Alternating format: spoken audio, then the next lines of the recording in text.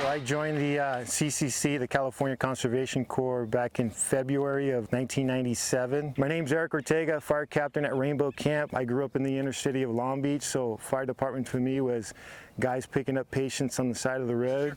So didn't really know the wildland side. That right there. I started in the CCC in 1995. I've almost worked every position from CCC Corps member all the way up through assistant region chief for the Southern region. Coming from South Sacramento, going up to Julian, California, the work that we did on the grade projects, the PT, the hiking, the mentorship, all that assisted me definitely with becoming a seasonal firefighter with CAL FIRE. It really drove me to the direction I'm in now. I do think I got an advantage. The experience alone is going to be a leg up. And just learned how to apply for CAL FIRE, because if no one teaches you the state process, it can be difficult to navigate through. Nice job. This is a program that will definitely open up your eyes, but also give you those opportunities to build those relationships, because you'll be working side by side on the side of the hill with these guys, and they'll see you and they'll see what you're all about. The CCC will give you all the opportunities you need, the work experience, they'll give you the work ethic, they'll give you the mentorship, they'll give you the diversity, and you get the added benefit of working alongside of